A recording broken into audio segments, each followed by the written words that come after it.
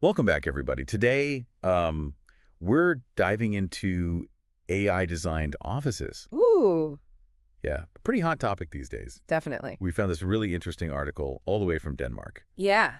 and it dives into, the European perspective on AI and office spaces. Yeah, well, I think it's interesting they frame it as like a way to make offices more human-centric. Well, that's interesting. Instead of like the whole replacing designers thing, Yeah, it's more about like making the office work for the people.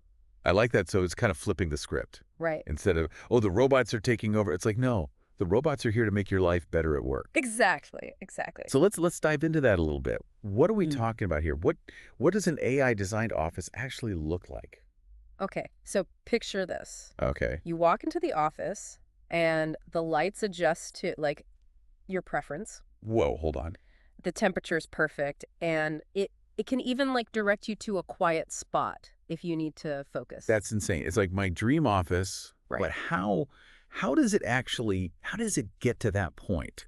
Is there like an office fairy godmother AI that just like knows everything? Well, not quite a fairy godmother, but it's all about the data, right? Oh, So algorithms are looking at tons of data about how people work, their preferences, even, their physical needs, and then it personalizes the whole experience. so it's not just like, picking out nice furniture. Yeah. It's actually understanding how people are using the space Yeah. and then optimizing for, productivity, well-being, all those things. And this isn't just like a theoretical thing, it's actually happening. Really? This article mentions Butler Technologies. Okay. They actually redesigned their own office using this AI. What? Yeah, and get this, they saw a 200% increase in people actually wanting to come into the office. 200. 200%. Okay, something's working there. That's huge. Huge. So what do they do? Like spill the tea? What changes did they make? Well, the article doesn't get into like specifics of the design, Oh, what? but it does talk about how important it is to understand like what each individual needs. Right.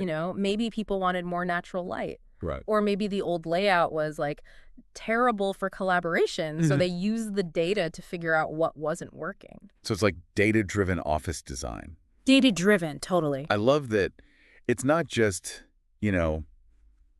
someone's idea of a perfect office that they're imposing on everyone. Right. It's actually figuring out what works for the people who are using it every day. Yeah. And even bigger than that, AI can also, help design for a company culture, even visual appeal. Right. It can make the office really reflect the company's identity. So it's like taking interior design to Yeah.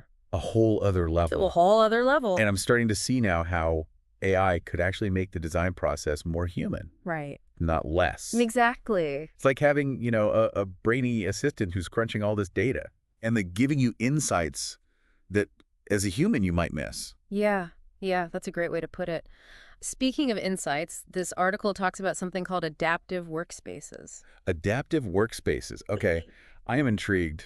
Yeah. Do the walls like move around or something? What are we talking about here? Well, maybe not the walls, at least not yet. Okay, But imagine a meeting room that can sense if only one person's in there okay. and then automatically becomes like a quiet zone. Whoa, that's so cool. It's like the office is responding to you in real time. Yes, Yeah. exactly. AI and sensors, they can track how everything's being used Oh, wow. and it can like change on the fly. So it's perfect for like the way we work now. Yeah. Hybrid, people coming in and out, Yeah. needing different spaces. It's like constantly evolving. Yeah. The office is alive. That's amazing. Okay, I'm a little mind blown right now. Yeah, it's pretty amazing. This is wild. The article also mentioned a few AI software platforms. Like I think Aptura was one of them. Mhm. Smart Draw, Hyper. It just kind of threw the names out there, Right, but it right. didn't really explain what they do. So. Okay, well, each one has its own like special skills. Oh, okay. Like Aptura is really good at space management. Okay. So it can help companies figure out the best way to lay out their offices based on like real-time data.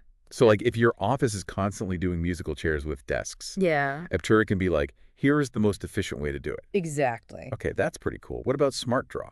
Okay, so Smart Draw is more about the visuals. Okay. It helps create floor plans, visualize different design ideas, even makes 3D models. So for all those aspiring designers out there, Yeah. these platforms are like serious tools. Yeah, they can handle all that like complex data stuff. Yeah. And that lets the human designers focus on the creative side. So are we saying Hmm. human designers are going to be out of a job? Mm. Are we going to have robot-designed offices? That's what people worry about. Yeah. But really, AI is just a tool. It's not replacing human creativity. It's just giving them more to work with. So it's more of a collaboration. It's a partnership, yeah. Yeah. Okay. I like that. AI is your design buddy. Exactly. That's a good way to think about it, yeah. And that's something to remember as we, keep exploring Right. the future of AI in design. Okay, well, this has been a lot to unpack already, and we're just getting started. We've just scratched the surface of AI-designed offices. We've only just begun. And we've got so much more to dive into, so stay tuned. It really does change how we think about offices, Yeah, it's a whole new world. But I'm curious, what are your thoughts so far? Anything really standing out to you?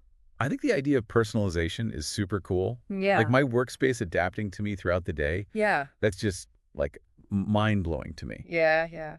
But I can't help but wonder, Yeah. where's the line between, personalization Right. and feeling like I'm being monitored? Oh, yeah, that's a great point. You know what I mean? Yeah, data privacy is a big concern. For sure. And I think companies really have to be open about what data they're using. Totally. And how they're using it. Transparency is key. Yeah, it can't feel like Big Brother's watching you. Exactly. Nobody wants to feel like they're in some dystopian office. Right, for sure. But, shifting gears a little, Okay. I'm also curious about AI's limits, Yeah. Can it really understand all those subtle things about human interaction and creativity? Well, that's where, the human designers come in. Okay. AI is great at processing all that data, seeing patterns we might miss, Right. but it can't replace human intuition and creativity. It's that human touch. Yeah. Like you can't program that. Exactly.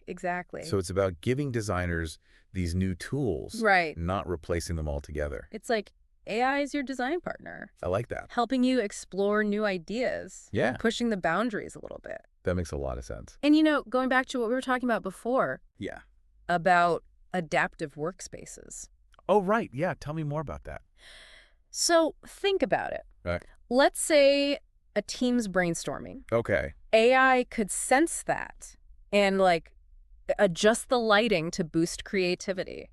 Whoa. Or even, put relevant info up on screens. So it's like the office is anticipating your needs. Totally. It's making things smoother, Wow. more responsive. Yeah, it's like we're moving away from that old static office Exactly. towards something way more dynamic. The future of work right there. Yeah, it's pretty exciting. But Mhm. all this tech, all these sensors, the AI, Yeah. it can't be cheap. That's true. The upfront costs can be a lot. Yeah. But you have to think long-term, Okay. more productivity, happier employees. Right. It can actually save money down the line. So it's an investment. Exactly, an investment in the future of work. Well, this has been a fascinating deep dive so far. It has. It's clear that AI is going to completely change offices as we know them. Yeah, absolutely. But before we wrap up, I have one more question. Okay. What does all this mean for the average person who works in an office every day?